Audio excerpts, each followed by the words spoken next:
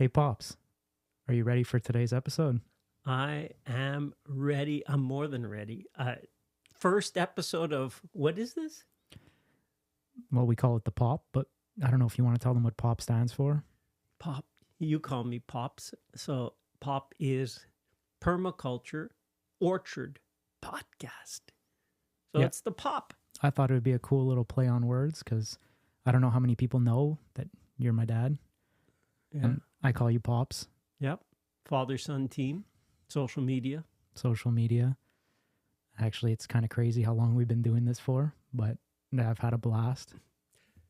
Today, we've got something really good for you because we want to do a look at people who, or for people who would like to become content creators or start a social media feed. We're going to chronicle a bit of our journey, how we got started. A main focus has been YouTube over the years. This is actually the start of the 7th year we've been doing YouTube. That's wild, but yeah. And looking at it for you, how can we help you with this? Lessons that we've learned along the way, and words of encouragement really for people to get started. I like to say just start. He does. And it's never been easier to actually start. Speaking of starting, I guess we'll start this off. Why, with everything that I'm doing and you're doing, did you want to start a podcast? I like things to be new. I like to start something new. I get bored after a while. Okay, I get that. YouTube is on a roll. It's not a grind because you do the grind. Yeah. I show up and blah, blah, blah, and teach some point or points for people. It's more like, son, I have this idea. Can you help me write a script, help me whatever, and then edit it for a couple days, put it up and hope it does well kind of thing. But just like for this podcast, it was, hey, son, grind.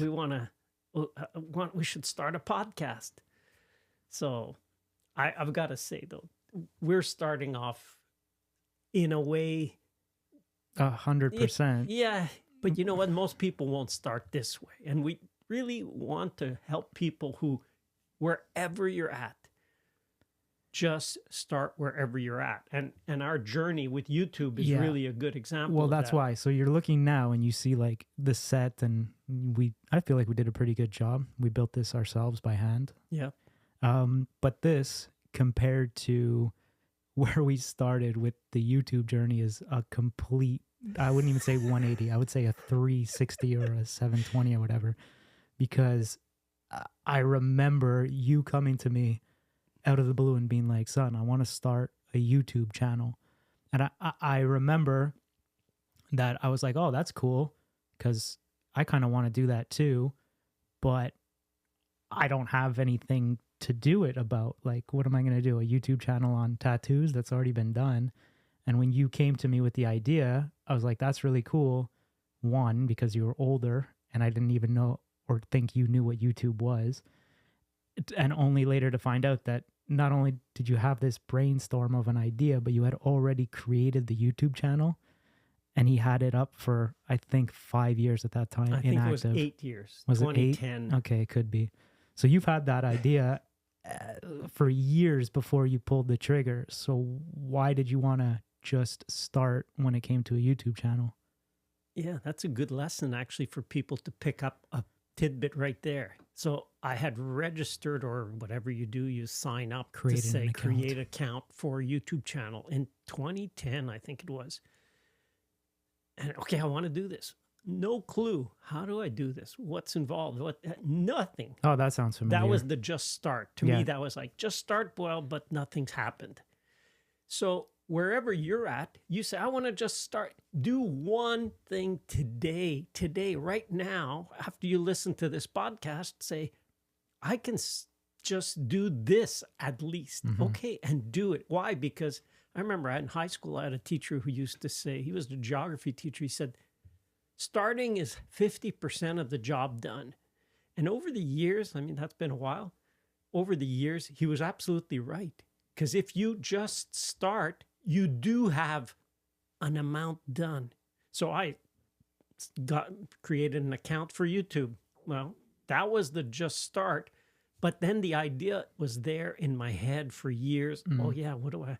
And then I don't know how even we got started. I mean, I feel like we both kind of secretly wanted to do that, and I never told anybody that I wanted to start a YouTube channel, and you never. So I don't know. Like I always wanted to. Well, I guess you guys kind of frowned upon it, but I wanted to be a tattoo artist. So back in school, I was really like into art, and you guys kind of like shunned that idea. So I went a complete 180 and decided to be a police officer, only to double back around and be like, you know what? The job's good, I guess. The money pays well, but like that's not really what I want to do. I have this artistic side that I want to get out, and I have no medium to do it. So when you asked me that, I was like, huh, okay, I have the time. I don't know what I'm doing, but I'll figure it out. So like you said, just start. And we started. The office or whatever was this tiny little room. It wasn't a room. It was a closet. It was a closet. It was a closet that's about 3 by 4. Yeah, I had enough. You have enough room to put a laptop in a chair. Yeah, that's it. And I would just close the door, and those first episodes I would edit for 5 hours. I'd maybe come out because my mom would have made supper, and then right back into the closet to finish editing, and I would do that. Man, I feel like it was like almost a week of doing that. Maybe 3 days to finish one 10-minute video back in the day. And there's a good lesson right there. What he said when he said, just start, but we don't know what we're doing. Yeah. That's story of my life. You think, well, look, that's how you start. Maybe you're someone, and I used to have a perfectionist tendency. I mean, it had to be done, and it had to be done perfect. And I remember, you don't really know that, but I got that from my mother. It was like, I remember coming home from school and having like a 98 on a test, and her first reaction would be, well, what did you lose the 2% on? And it was like, whoa, that's brutal.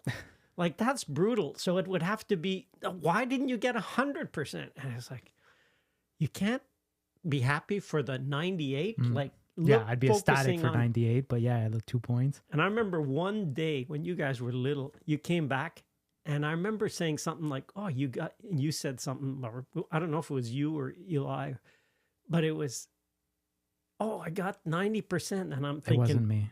That wasn't me. And I thought, well, where'd you get the 10% wrong? And when I said that, I remember getting a flashback to my mother and thinking, oh my God, don't tell me that's so my mother. And I think that was the last time I brought that up. Well, see, we've never talked about that, but that kind of makes sense that I have that too. Because remember, there's been so many things that we've wanted to do, and it's more me than him that I just didn't want to release them because it wasn't perfect. And he would be like, well, you know what? Like, you did this work. Like, not a lot of people know this, but I have a whole other YouTube channel that I'm thinking about now. And I have like maybe 8 pretty high production value videos on there. And I just never released it because it wasn't perfect.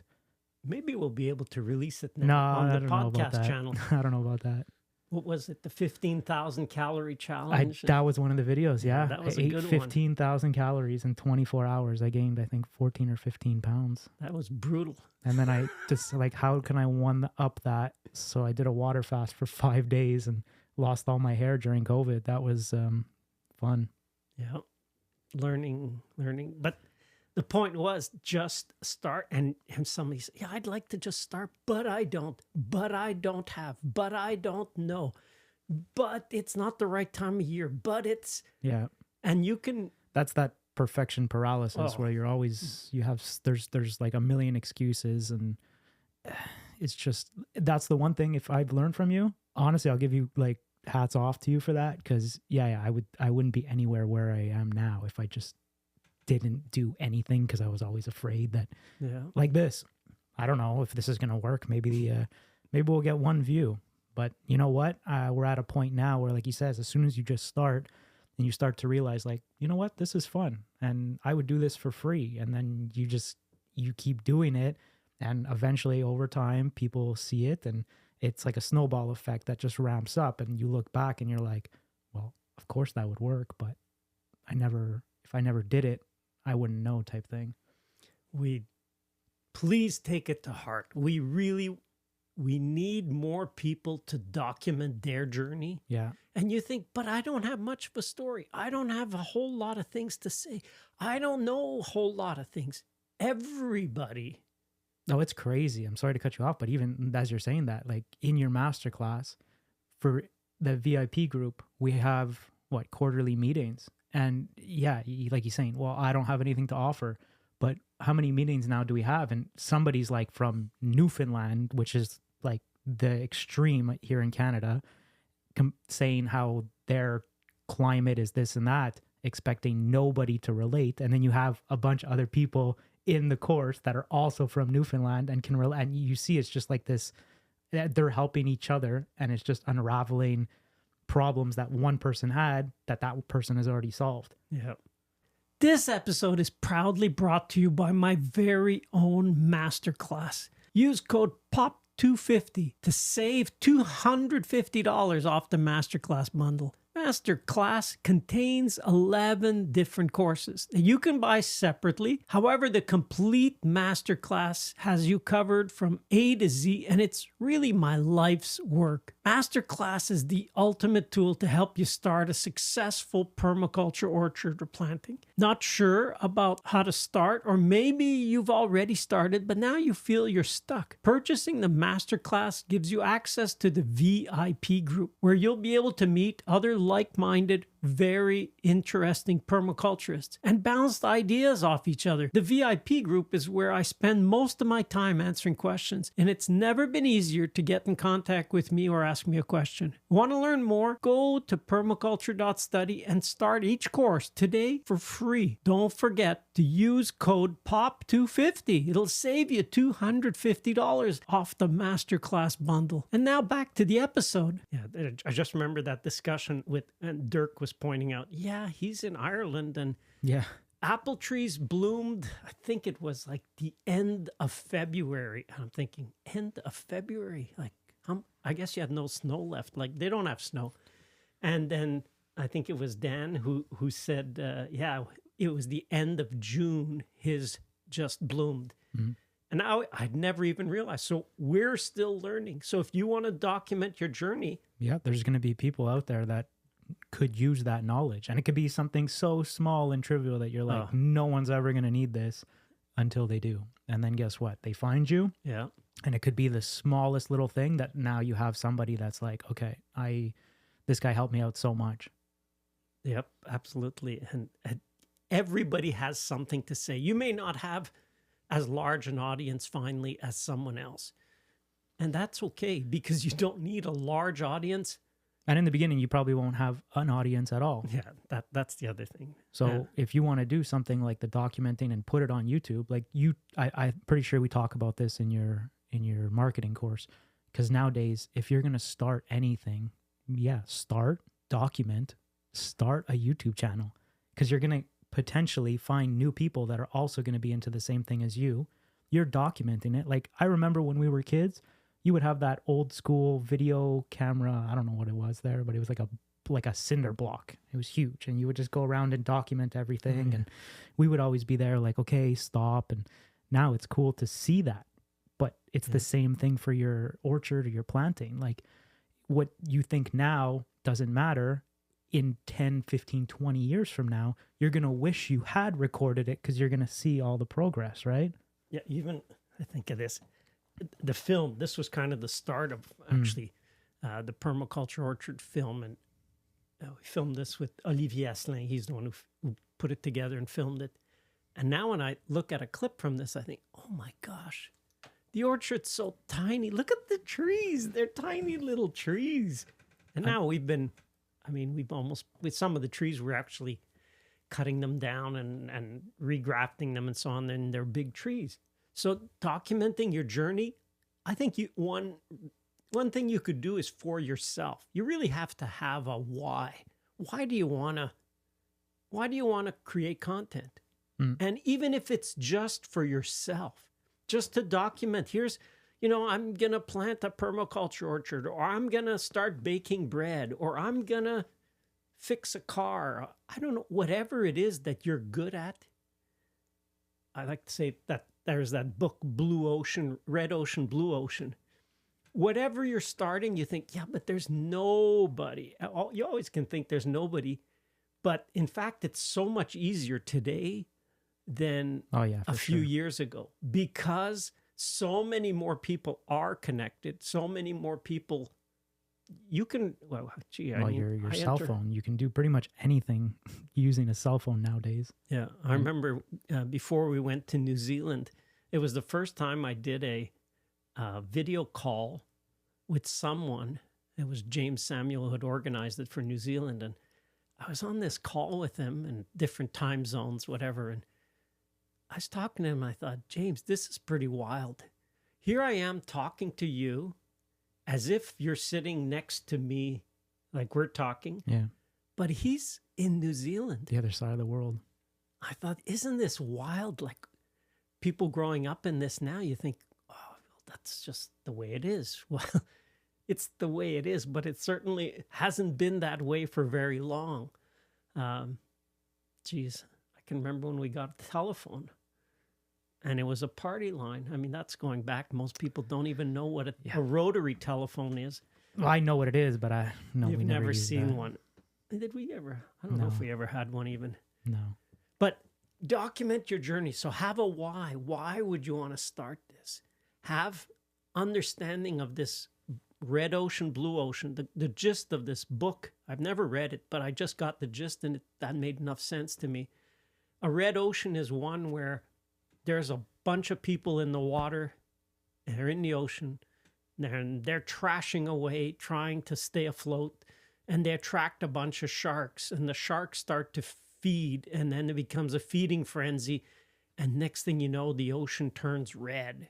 That's a red ocean. You're creating content that is the same for the same audience as a whole lot of people. Saturated market, saturated audience. Now, if you're starting and you want to go swim in a red ocean, like, first of all, if you looked and the ocean was red, you should not go in it. No. I think that would be a pretty good clue. That's a good tip, I don't want to swim in that red ocean. But that is a good tip, because there's so many people that maybe younger than me or my age that see all these, I don't know what you want to, I guess, influencers. And they're like, I want to do that. But you're diving into that red ocean. It's already been done. And you have to find what's your blue ocean. So the contrary to that is you're swimming in the ocean. You're one or two, maybe. And because there's only a couple of you, you're not thrashing around. You're just swimming. You are the shark. Comfortably. I guess you could be the shark. Mm-hmm. And you're not attracting sharks. The water stays clean. It stays blue. So that's what you want. If you want to start a channel, if you want to start a media platform. An orchard, anything, actually. Whatever it is. Swimming in a place where there's no crowd is actually so much easier. You say, yeah, but there's not a lot of people. Exactly. So when we started with the orchard, I mean, I really didn't have plans for it this way, but the orchard was... That was your blue ocean. That was my blue ocean, without realizing it, honestly. We had bought this 4,000 tree apple orchard, and that's what it was. So like a lot of people in our area, they have an orchard. So and then I remember, okay, so then you dipped your toes, because I remember it was a organic apple orchard. Yeah. So that was your original attempt at being different, I guess. that was already a blue ocean way back then. That was 30. Oh, was it? Nobody was. Okay. We were 5 of us in all of Quebec doing organic apple orcharding. And how did so that work? Was already, well, that was brutal. Anyway, it was a learning experience. It was good. I don't regret anything I've done, but that was a bit of a blue ocean, while still having all the problems of the red ocean. So anyway, but then realizing, and it was really sitting down one day for lunch and looking at the orchard and seeing what it could be, not what it was, because all I would see was these rows of all apple trees, and not just apple trees, but would be all the exact same. So I remember I was in the area of I think it was the Spartan, yeah, it was the Spartan trees. So it would be 4 rows of 110 trees per row, all the same exact clone.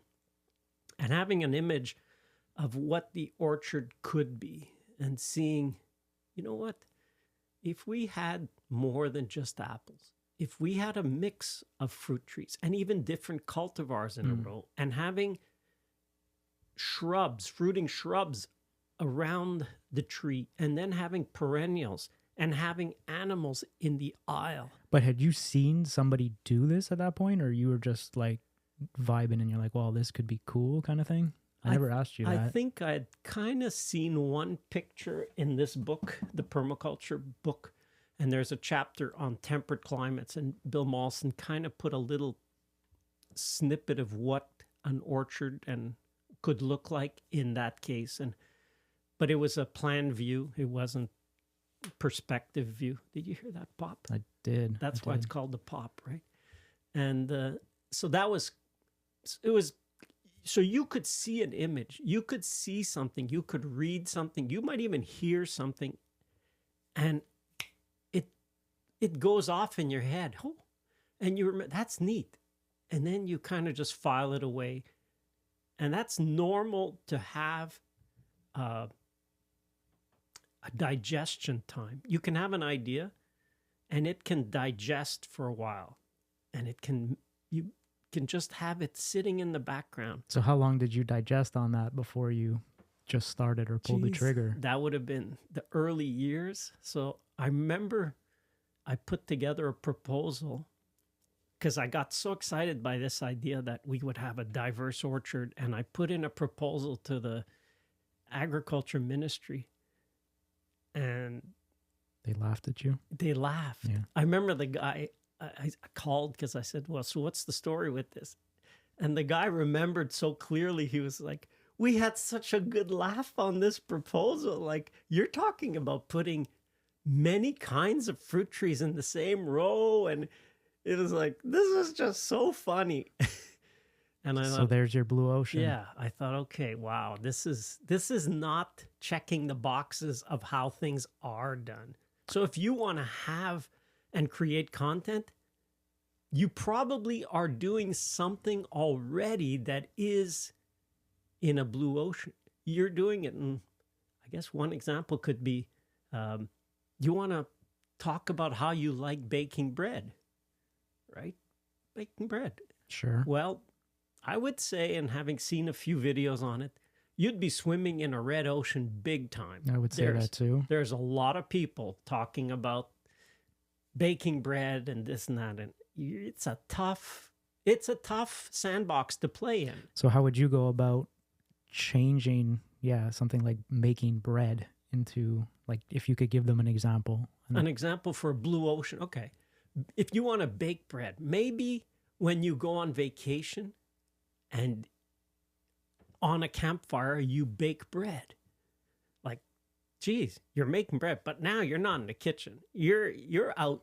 Okay. Yeah, I know what you're talking about. I've seen those. Yeah. And yes, actually, now that you're saying it, the people that started that, like where the guy's in a forest and he's by a creek and he's making like I don't know, bread or a meal. Yeah, it has millions of views. Absolutely. So that was why? Because that's out of the usual. Okay.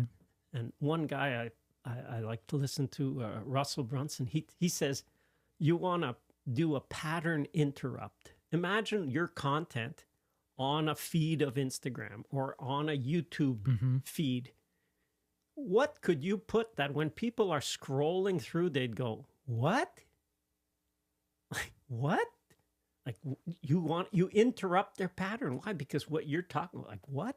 So I definitely had the pattern interrupt for the people evaluating our proposal, because for them it was like, what?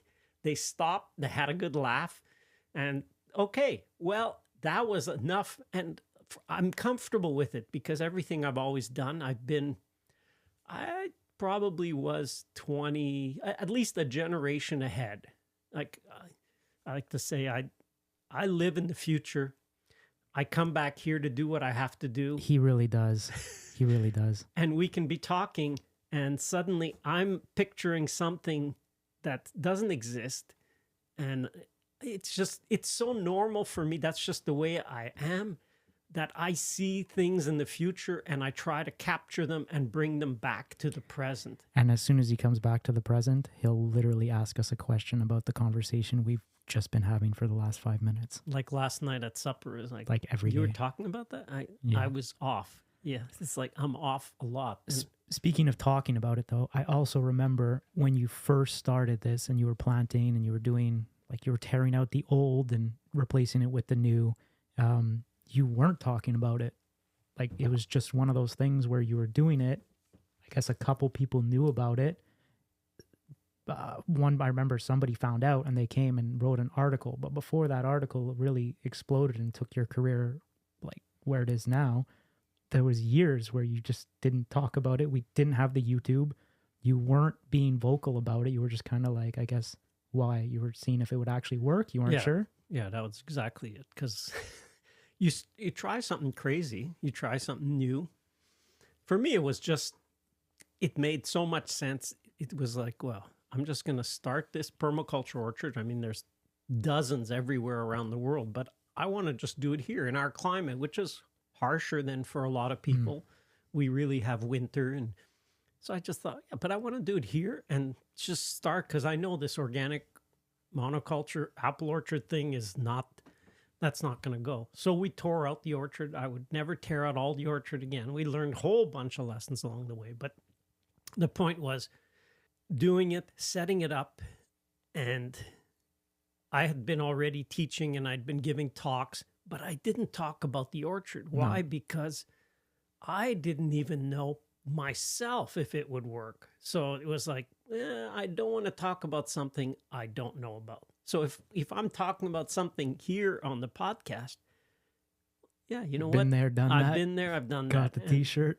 I've definitely got the bruises and got everything from it. But that's normal. There is a progression. So for me, I had to prove to myself that it would work. And then once it did, yes, then you now could talk about it. Start to talk about it. And I feel like from the comments that I read, that's kind of, I feel like people really admire that part, that you're willing to go online and put out all those mistakes that you've made, because I feel like we were talking about before, just because it's something so small, you don't think anybody else has that issue. No, we see it all the time. It could be like some little tidbit in a video that you just say, oh, I made this mistake. And we'll get like 20 comments saying, oh, I had the same problem. Thank you, whatever, you know? No, I mean, that's when we got into doing the masterclass. I did it for me. I did it wanting... Well, yeah, you definitely didn't do it for me. I'll tell you that much. No, I did it because I wanted something that, man, I wished I had that. Yeah. I wished that when I had started, which was, let's say starting for that would have been around 2006, because we hadn't planted it. And that was the year we really tore out the old orchard. But I wished that I could look through and learn all this stuff before. Yeah. And this podcast really, like, we will be diving into other people's experience. We'll be having guests that you'll say, oh my goodness, for different climates, different places. Yeah. People have so much. I mean, there's only so, let me be honest. I wanted to do this podcast as a way for me to continue to learn. There's no better way to learn than talking to someone who's already done it. Experienced. Yep. Yeah. Like that, to me, that's how I learn. Because I know when I'm teaching, I find it kind of selfish. You think teaching is selfish? Yeah, because I'm teaching. And when people ask me questions, I take advantage of the questions to probe and dig deeper and learn from them. But I think that's what makes you such a good teacher, though. Like even editing the masterclass, like the way that you, I guess, reverse engineer. If somebody has which for you, you're like, oh yeah. But in school, I wish I had a teacher like that. Fortunate enough, I had you as a father, and you kind of like taught me that yeah, look, you reverse engineer a problem and then it's easier to explain and the person can digest it that much more. Yeah, I mean, because my focus has been teaching, I mean, I started, geez, I guess I started teaching when I was in grad school. Yeah, because I had to start giving presentations. So that was the 80s. And not long after that, I started giving talks. So since then, I have been a professional speaker because it's like, okay, I learned this. I could help people with that and I can teach people about that.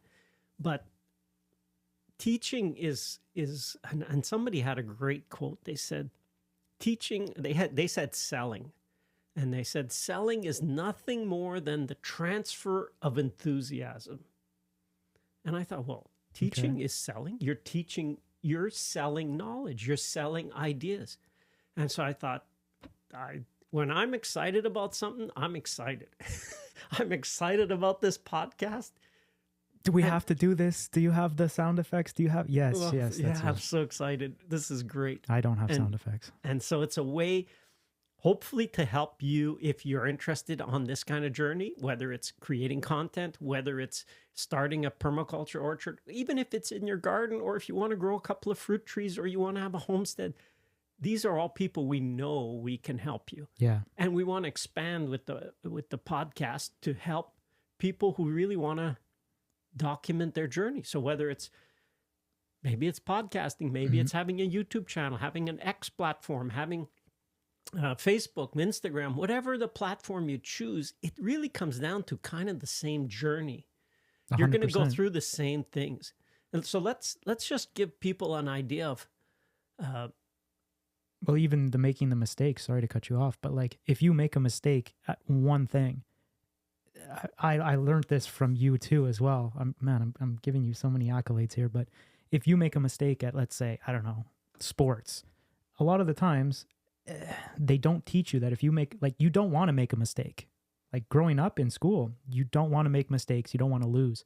But one of the things that for sure, hands down, got me to where I am today is that if you make a mistake or a lesson, basically take it as a lesson and apply it. It could be something in sports, but if you're able to apply that in gardening or whatever, you don't just throw that away. Like you keep that with you and be like, okay, well, I learned this lesson. Can I apply it here because it didn't work there, type of thing.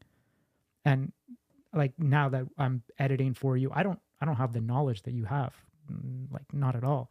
But I kind of have the little itch now to start something. I would like to plant my own, whether it's a food forest or an orchard. But all the things that I've learned from your mistakes just by editing, I feel like I have a huge toolbox. Yeah, like I say, it really comes down that I've seen, and I've made, it's getting pretty thin, the amount of mistakes I could still make. I've made pretty well all of them, and I think I've shared all of them, or at least in the podcast, some new ones probably will come up. But don't be afraid of making mistakes. Like, I think one of as you were saying, Zachary, the biggest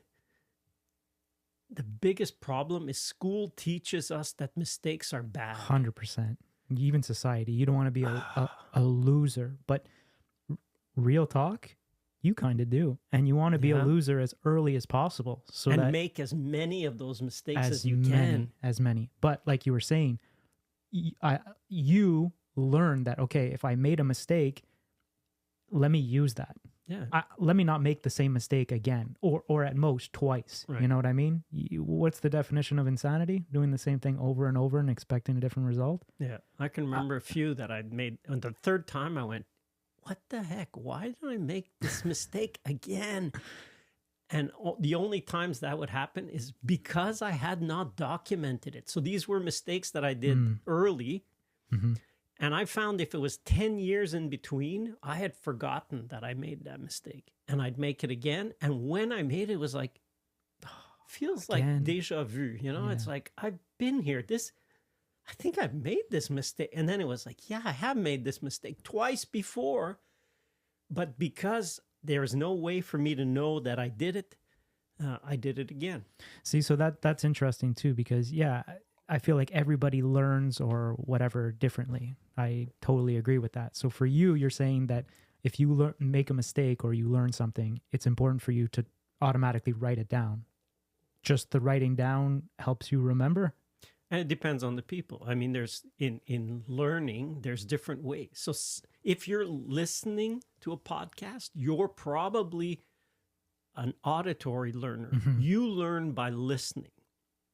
Then there's visual learners. That's me. I tend to be more of a visual learner. So I just look now, I probably spend most of my time, I mean, I have a pretty big library.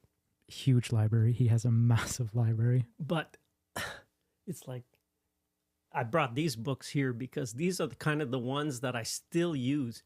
A whole lot of books that I have, I don't refer to them anymore just because I realize that although that's how I learned everything and I spent enough time in school that I spent a lot of time reading, but that's not how I learn best. Mm-hmm. I learn best by watching.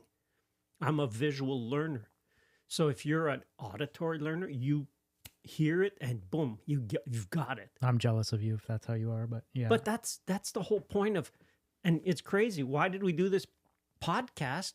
You know, Permaculture Orchard podcast. Yes, for me it was something different, but it's because really there's a whole other audience out there who are listening learners.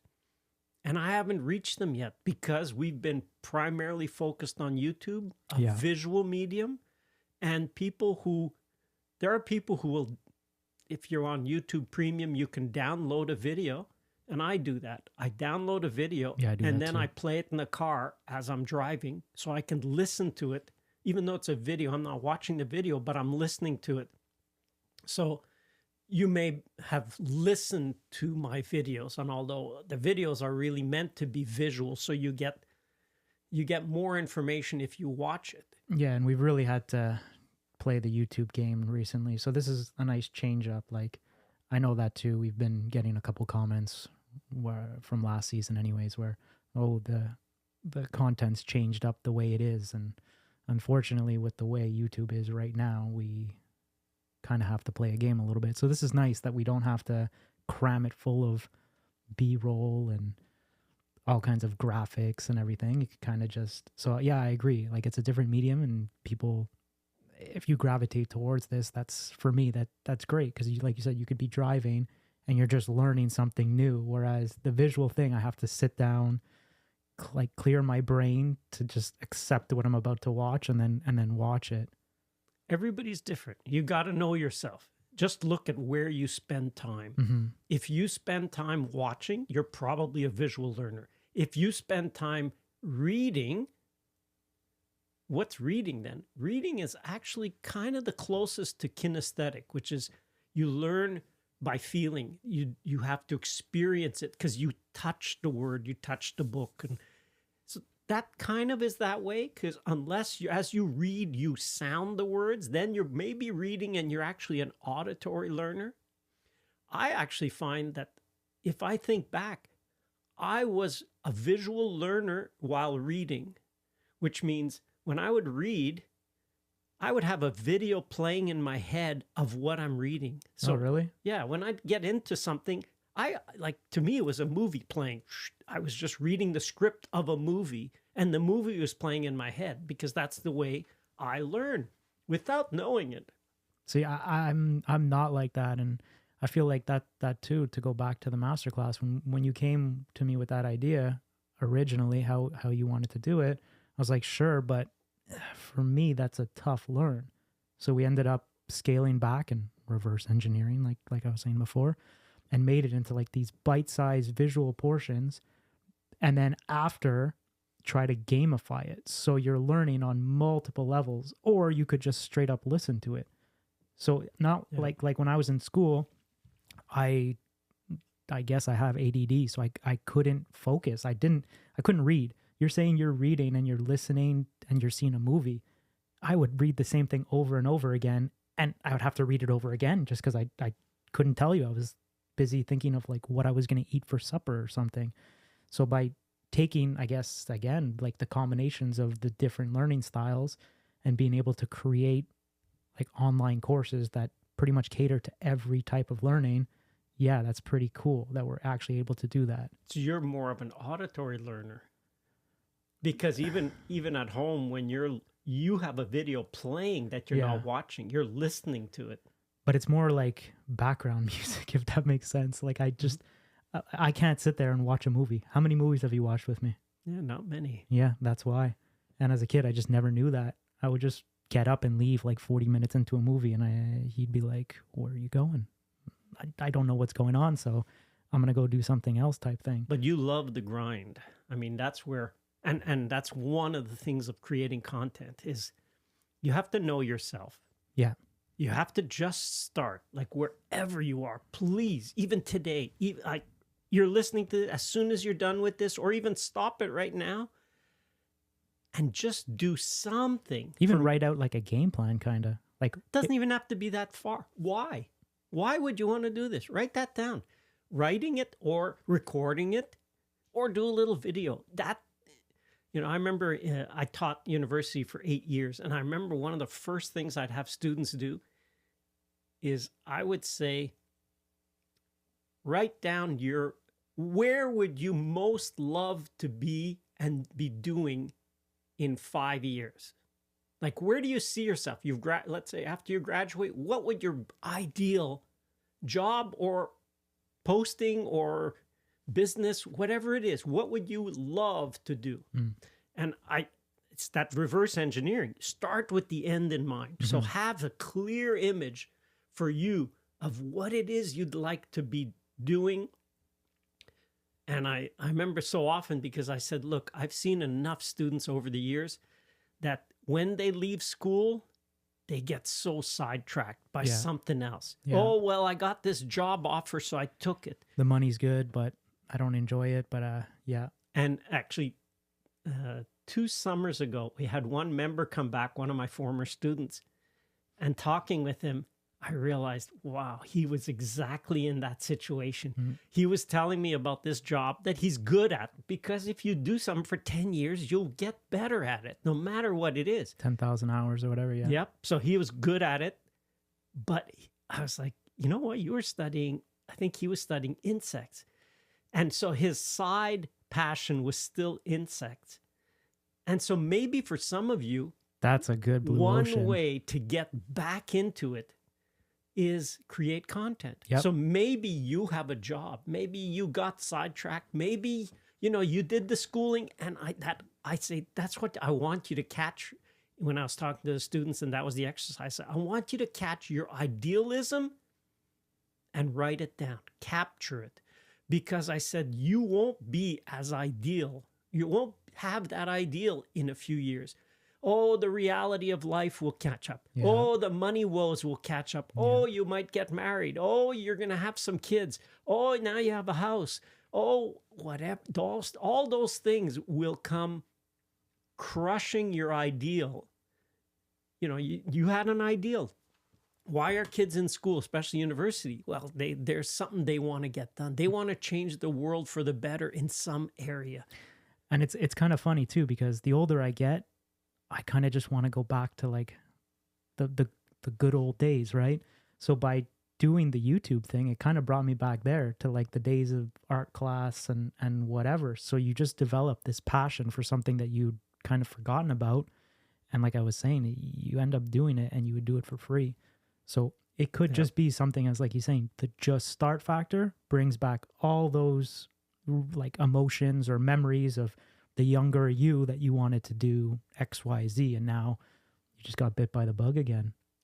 I mean, and content creation can absolutely do that. 100%. It can reawaken your childhood passion, because everyone as a child, you really know what you want to do. I can remember having dreams. You wanted to be what, a fireman? I wanted to be actually, I wanted to be 2 things. Oh. I wanted to be I didn't even know a biologist existed, but I wanted to work with animals. And I remember this one dream, we had a forest, and I would be on the edge of the forest, and I would be feeding the deer and the birds right out of my hand. That was kind of my dream. And it was like, well, of course, doesn't everybody do that? And then I realized the whole part about working with my hands. And I remember building a 3-story treehouse when I was probably 10 years old. What? It was a 3-story treehouse in a big Y of a giant willow tree. And we had a rope with a tire. And it was just, and my father, thankfully, he was, you want to do something? Go ahead. And we had torn down a big barn. So there was piles of wood. And it was like, and I said, can I go ahead? Have at it. Yeah. You know, there's all this wood. The only thing is I'm not supplying you with any nails. What? So in the wood, because the way it was torn down, there was nails. No, he didn't. So I had to recycle all the nails from the wood. And I'm telling you, I learned how to take nails out and how to straighten them really well. I mean, I'm just like... I can attest to that because I remember when we were younger, well, yeah, we could go buy new nails, but look, you have all this. And me and my brother would be there and straightening out nails for, I don't know what. How much is a nail? Remember the time you said, Pops, we really should have a pool here at the farm? I do remember that. And I said, hey, we got this big piece of silage plastic. Yep.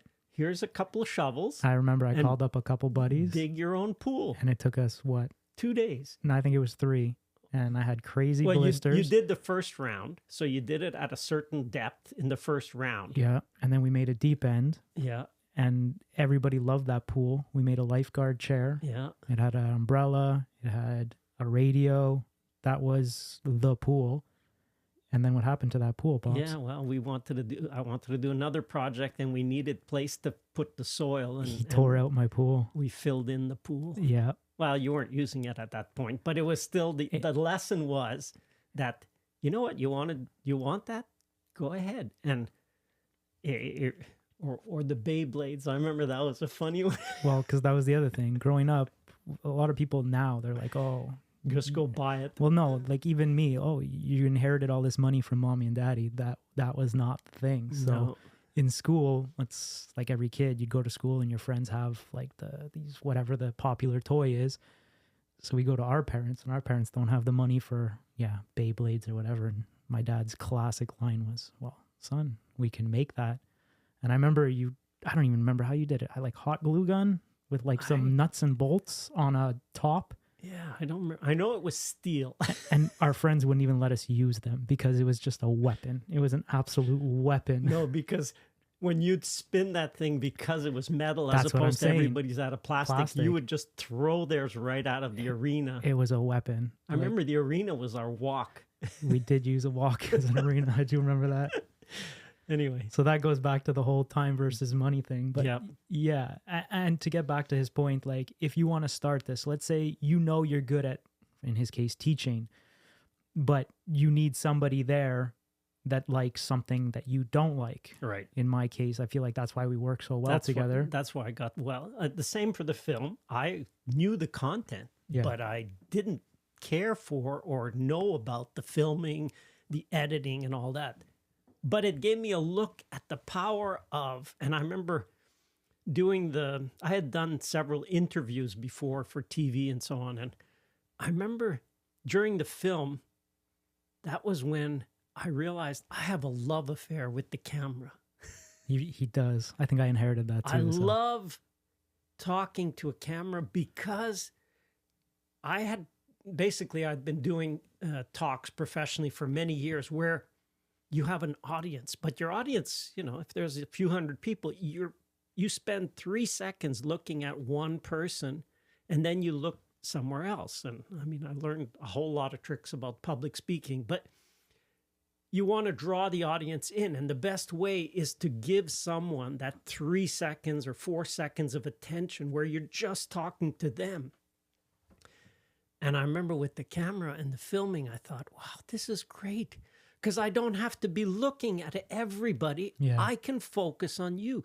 So when I'm speaking on the videos or films, whatever, I can be just talking to you. And so I found this is even better. It's like personalized. It's so personal. I mean, if you make a connection, if you feel, wow, I've really been learning, because that's really my intent, is to help you. And by looking right at you, I'm just trying to help you. And if you get that, then you'll trust me. And if you trust me, you'll also then pick up a lot of the things that I'm saying. Just, I find a lot of it is kind of by osmosis. You just listen, you watch, and learn and progress. And I mean, gee, you know, it's been what I think we just had 15 years of the Permaculture Orchard since we planted. Yeah, and that makes about it. Yeah. And so it's like, I have a hard time remembering the early days because it's been 15 years. The same, like when going over the idea for this podcast, I was trying to think, gee, when we started the YouTube channel, like this is our 7th year. Yeah, that's wild for me. 7 years. It's like, wow.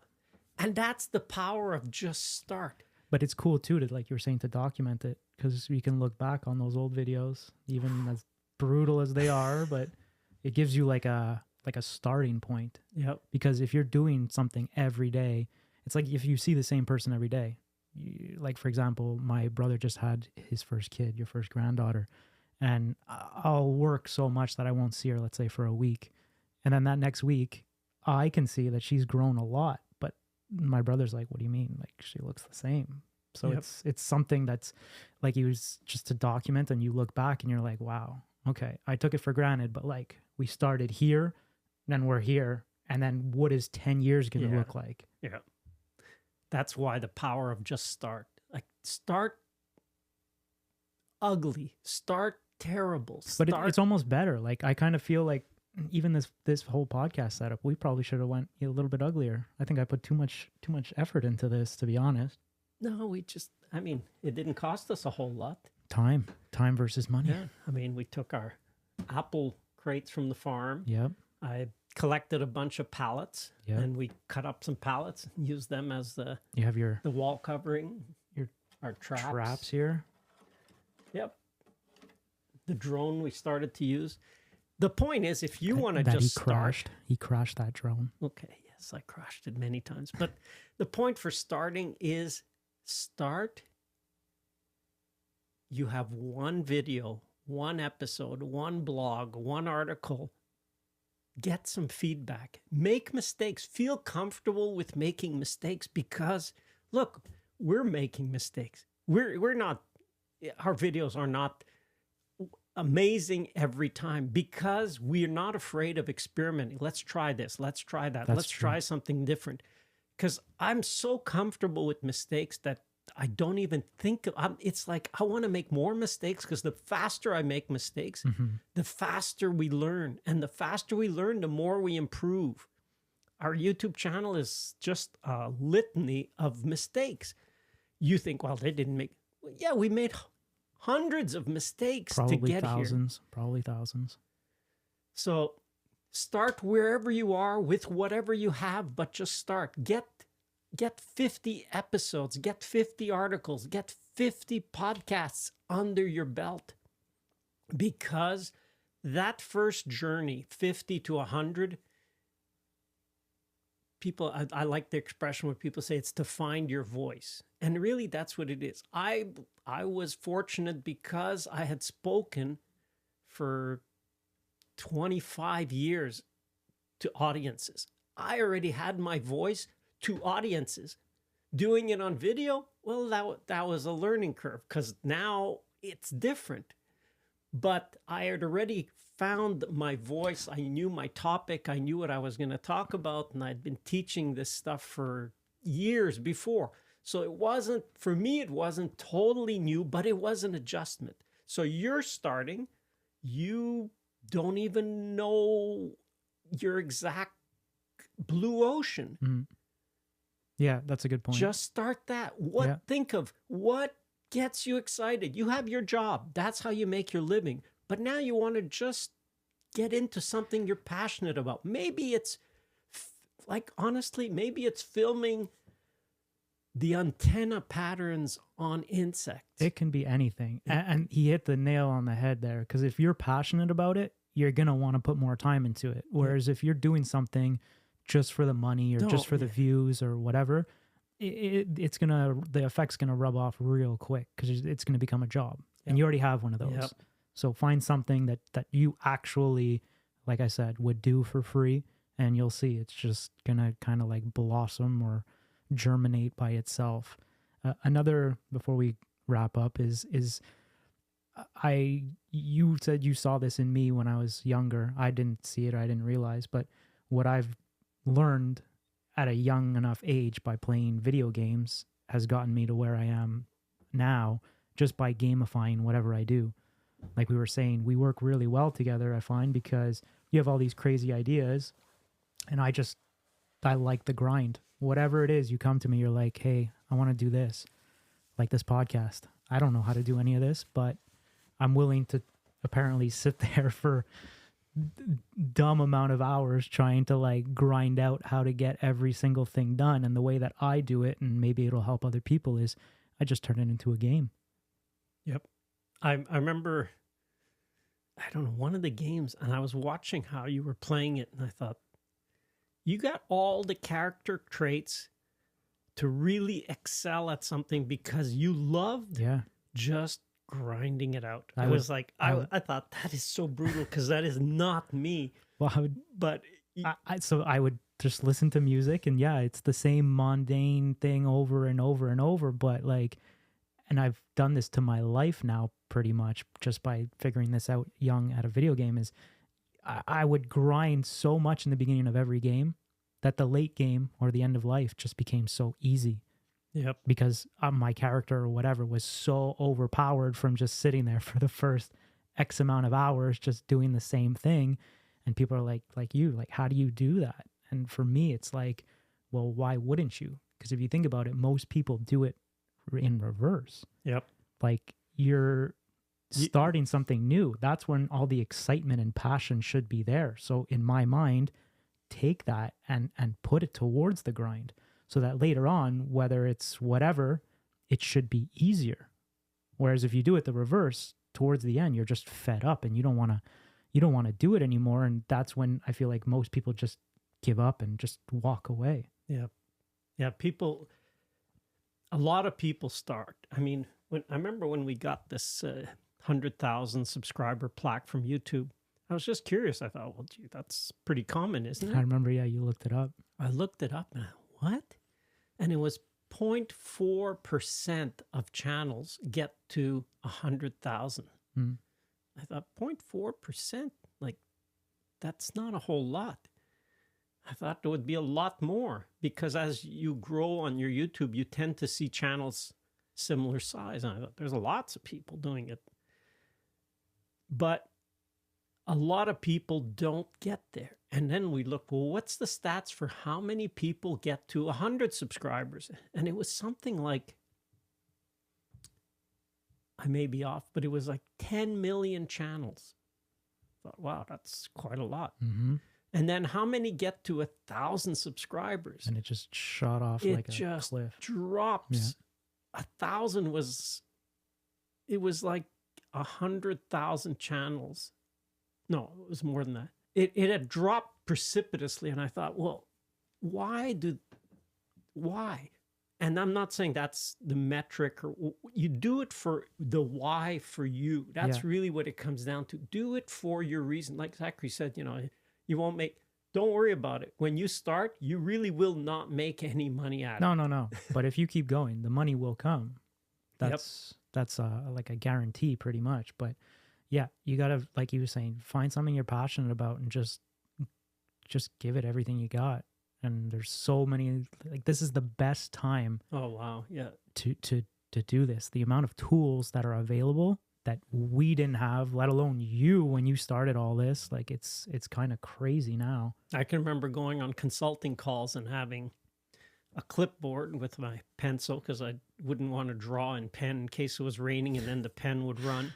So clipboard, to sketch the person's property, I would have my camera, SLR or DSLR camera, that used to shoot film that I would have to get developed in slides. Brutal. And at that time, I already had an early digital, it was a big digital camera. And I would No, I wouldn't record anymore. I used to, in the very beginning, I'd bring a little tape recorder so I would record what we would say. And I thought, wow, how easy it is now.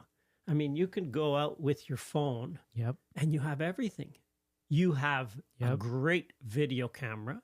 You capture the audio.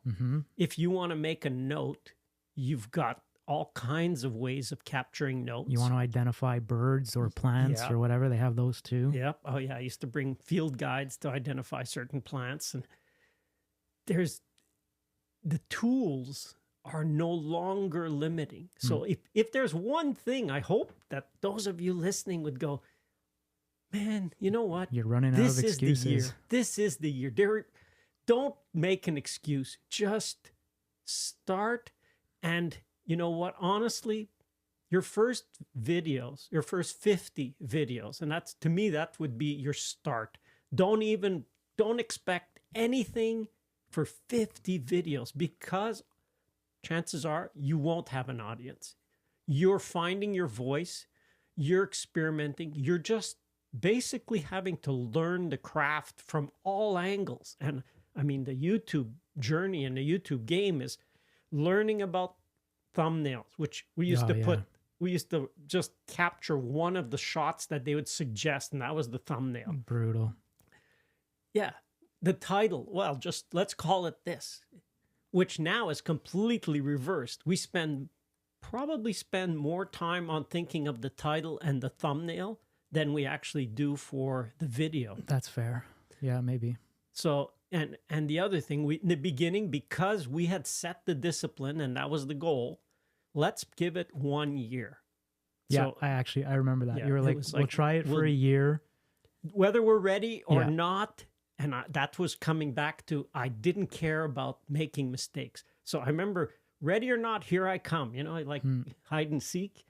Well, it was that for videos. Ready or not, that video's going out. And I can remember the night before trying to get this video, or we'd go to film. And if those of you who have a topic that you could do indoors, realize the huge advantage you have. It's so much easier making content indoors like we're doing right now. Oh, really? It is so much easier. Okay, all right. Because outdoors... You're battling the elements. We'd get out there to film, and you know what? It's full sun, and it's like 12:30 in the afternoon. The light is brutal. The video is totally blown out. The wind was a bad one. That was terrible. So if you want to start with your camera... Just do, when you feel you have a few funds to reinvest into your content, get some audio. Yeah, that's exactly that what would be the most important. Because video, honestly, every phone now films, you could film in 4K, but the audio makes a huge difference. People are a lot less forgiving now if you hear... Okay, well, we don't want to do that to them, but yes. Sound effects. Yeah. So... just start like that and gradually make adjustments.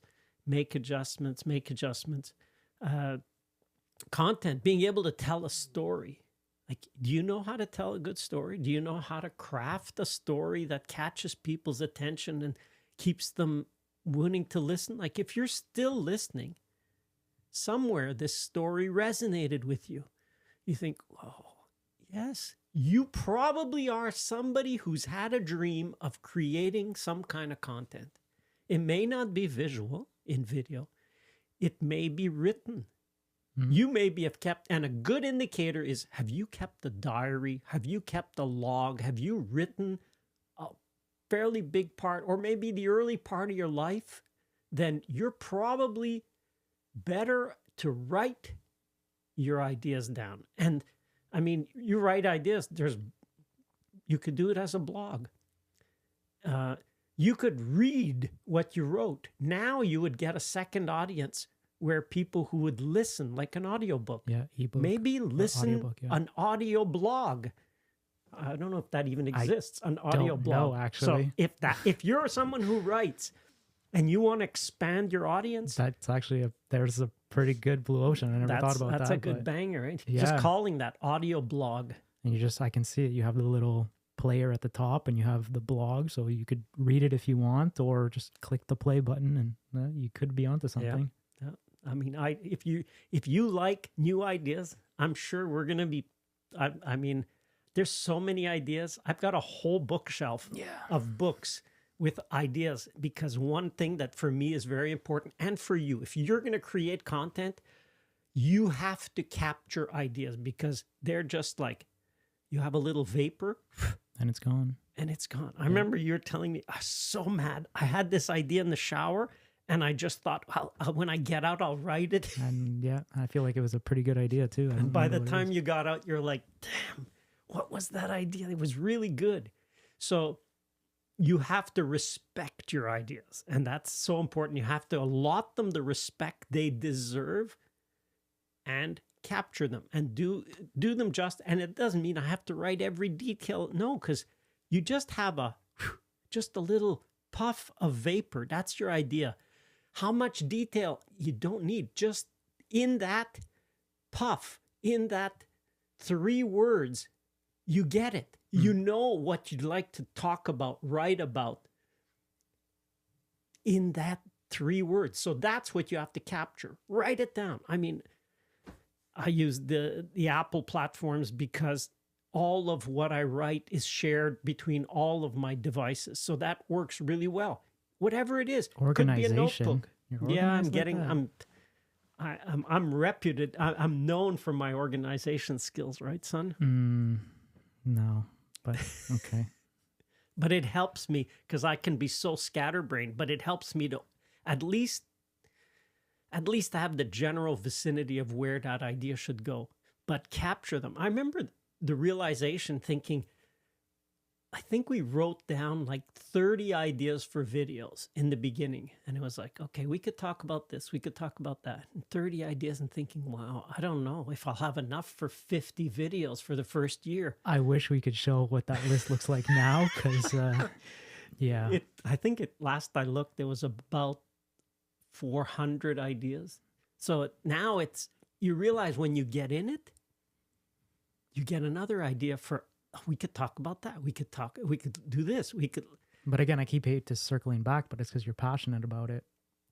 Yes. And I realized, I mean, I kind of like a game, and YouTube is a game. I agree. And creating content is a bit of a game, because every platform you put them on has different rules, different ways of doing. Like we tried shorts on YouTube, which kind of bombed completely. Yep. But we learned something.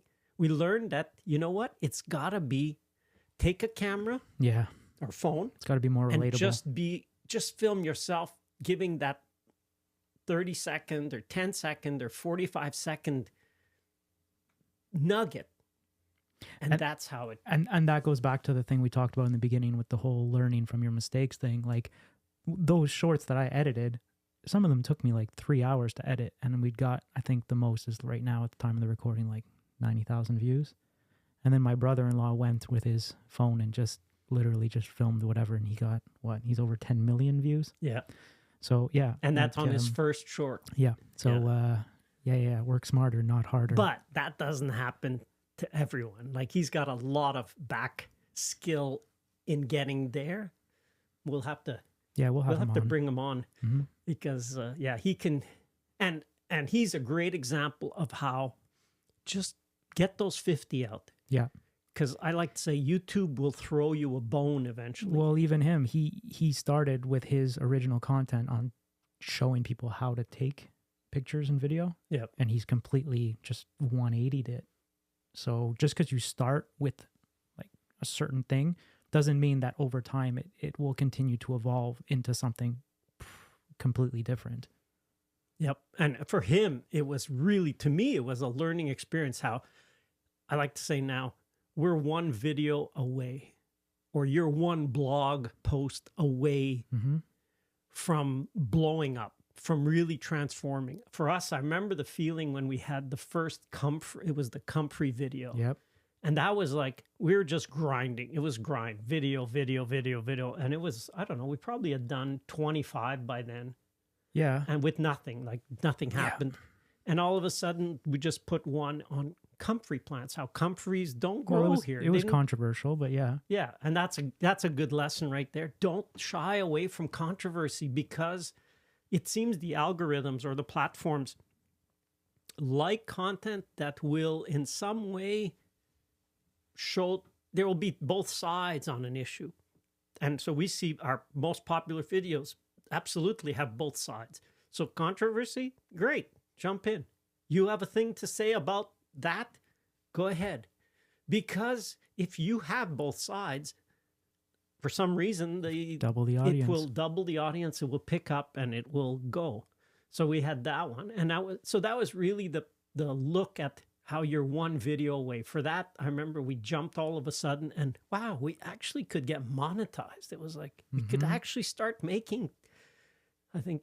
But that's what I'm saying. $2 on a video. Originally, when we started this, it was just a father-son passion project. I didn't think we'd be making money off YouTube. Yep. I won't lie. I didn't think we'd even make it to 10,000 subscribers when we first started. So, I mean, that whole father-son dynamic is pretty neat, because so often I'd have to stop and I'd say, you know what? We're going to the orchard. We're going to go film. And we get there and something happened, and you know what? Change of plans. We can't film today, or it didn't work, or the weather is different there from here, from home. And it's like, it doesn't matter. I get to spend time with my son. Yeah, so true. It was, I really have a tendency to look on the bright side. And it's like, you know what? That didn't work out, but. Well, I'm sure, I feel like that's a whole other podcast that I guess we can eventually go down, because I'm sure you have you had all kinds of, I guess, what you wanted us to take over the business and all that. But yeah, we'll do that another time. I think there's a lot of episodes, and there's a lot of, we just jotted down ideas to start, and we were up to 13 in 2 minutes. Yeah. We thought, okay, wow, there's a lot we could discuss, and things that we'd never talked about in the videes. So true. But for today, this is our Just Start episode. This is episode 1 of the Permaculture Orchard podcast. And we want to leave you with the idea that, please, if you've ever had the idea of dreaming in any way of creating content, whether it goes public or not, that's up to you. But just start. Just begin to capture it. You don't have to be super equipped. You need, if you want to write, you just need some pen and paper. You can start writing. If you want to do video, just get your phone. If you want to do a podcast, just set your phone in front of you and begin to record the audio that way. It doesn't have to wait till the conditions and everything is perfect. Yeah. Because then, you know what? Years and years go by. But if you just start and you develop your voice and you get more comfortable, because you will have to get comfortable. I think this is really, no, we've had a few, but this is kind of your first exposure to being in front of the camera, other than the videos you did for yourself. Well, I've been on TV and stuff, but yeah, this here with your audience, this is the first time probably. So that was, just start. So for you, just start today. Click this off when you're done, when we're done, and or share it with somebody. Write down your why. Write down, or do a first episode, do a first recording, do first something. Because like we've just, wow, this is our 7th year. Time goes by, and man, what a difference 6 years make. I'm just excited to look back at this first episode in like 10 years and laugh. Yeah, it will be good. And so enjoy the journey, because it is a journey to create content. Enjoy it. There's much, much to learn, but you don't have to know it all before starting. Be comfortable with making mistakes.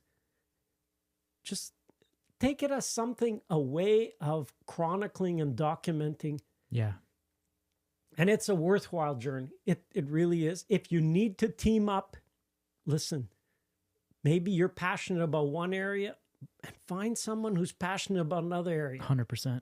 And boy, as a team, it's far more easy, especially in the beginning when there's not much to motivate you, and having the other person go, okay, are we going?